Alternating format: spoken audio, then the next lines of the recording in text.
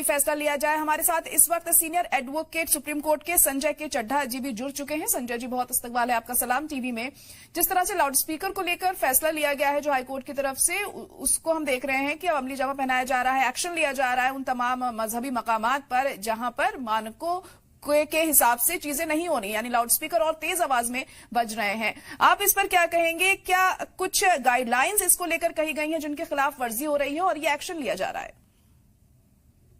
देखिए ज़ाहिरा जी, दो तीन बातें बहुत अहम हैं।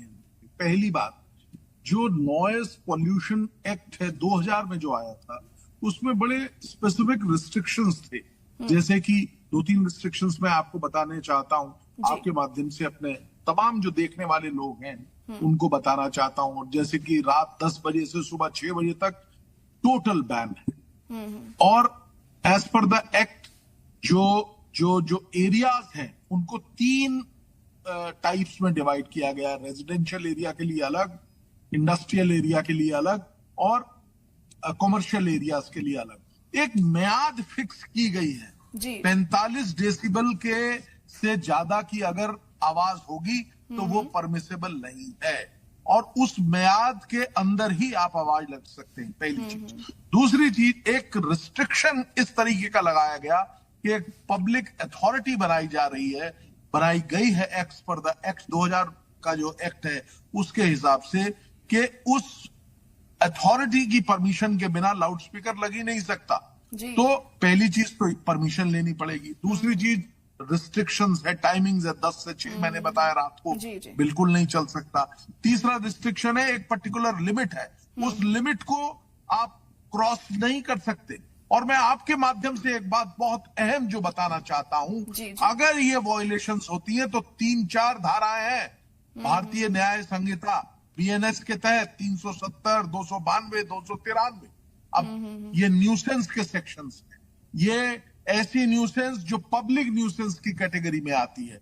ऐसी न्यूसेंस, अब पब्लिक न्यूसेंस हो गया 292 सेक्शन, और 293 में बड़े स्पेसिफिकली डिफाइन किया गया है कि कंटिन्यूअस, एक बार अगर आपने लगा दिया दोबारा लगाएंगे तो दूसरी ऑफेंस हो गई, तो ये कंटिन्यूअस ऑफेंस, तो क्रिमिनल ऑफेंस तक की बात की गई है। देखिए, एक आपको ये, जैसा आपने अभी अपने एग्जांपल्स में बता रही थी कि कई इससे की जो लोगों की सेहत पे भी बहुत गलत प्रभाव पड़ रहा है, लोग बीमार हो जाते हैं। ये बात जगनिहित है, साइंटिफिक है ये बात, कि अगर ऊंची आवाज कान में बार बार जाएगी तो आदमी बहरा हो जाएगा, ऊंची आवाज आएगी तो उसके और रेस्ट्रिक्शंस हैं, उसका अपना एक प्रभाव पड़ेगा। अब खास तौर से दिल्ली वासी होने के नाते, मैं भी दिल्ली का हूं रहने वाला, हम देख रहे हैं कि कैसे बेजुबान लोग, हम लोगों की जुबानें खत्म हो गई हैं, एयर पॉल्यूशन को झेल रहे हैं।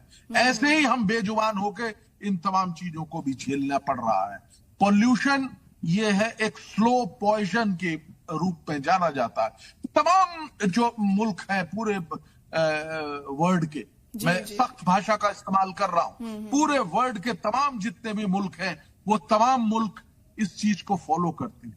और अगर इसको फॉलो नहीं होता है तो मैंने जैसे पहले आपको बताया, this is not less than slow poison.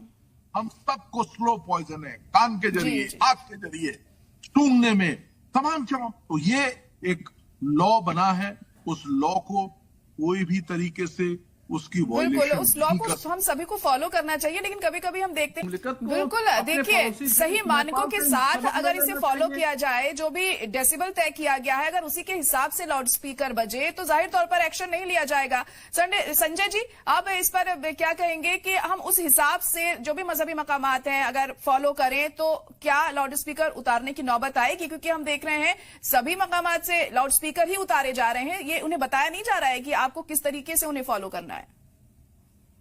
देखिए, आपने सही फरमाया, सभी मजहबी मकाम जितने भी हैं वहां से लाउड स्पीकर क्यों उतारे जा रहे हैं? पहला सवाल हमको अपने आप से ये पूछना है, क्यों आज लाउड स्पीकर उतारने की नौबत आई? वहां पे एक मियाद दी गई, उस मियाद को बताया गया कि आपने ये किया साहब, नोटिस फरमान किए गए, और उसके बाद भी उस आवाज को लिमिट में नहीं किया।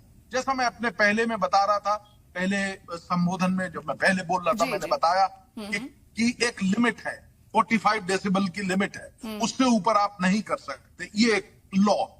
अब लॉ के हिसाब से किसी भी, चाहे वो रिलीजियस प्लेस हो, चाहे कुछ भी हो, मस्जिद हो, तो क्या तरीका है? बहुत अच्छा, अभी मुझसे पहले जो वक्ता बोल रहे थे उन्होंने बताया कि 4 माइक अगर लगे तो चारों को उतारने की जरूरत नहीं है। बिल्कुल सही फरमाया उन्होंने, चारों को नहीं, सिर्फ 45 डेसिबल की जो आवाज है उतनी करने के बाद उसके लिए चाहे 1 माइक चाहिए, चाहे 2 चाहिए, 3 चाहिए, 5 चाहिए, उतने लगाने चाहिए। और उनकी आवाज, देखिए माइक्स में आवाज को कंट्रोल किया जाता है, उसमें लिखा होता है कि 45 तक जाना है, तो आप 6 लगाइए, 45 अगर है कोई रोक ही नहीं सकता, चारों दिशाओं में बढ़ा के लगाइए।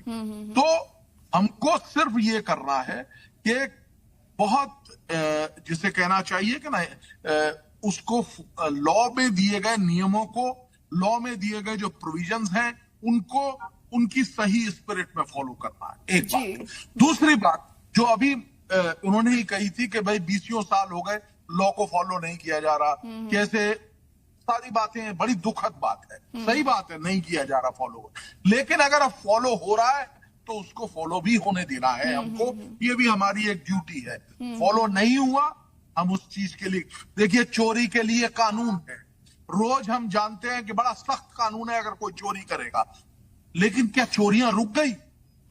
इसलिए कानून तो है, अब चोरी नहीं रुकी तो अगर चोर पकड़ा जाता है तो वो दंडित होता है। यहां पे भी अगर कोई व्यक्ति जो इस लॉ को फॉलो नहीं करेगा, चाहे वो किसी भी रिलीजन का हो, ये हमारा कानून है, चाहे वो अगर वो हिंदू है, मुसलमान है, सारी जगहों पे पूरी उसी तरीके से लागू होना चाहिए।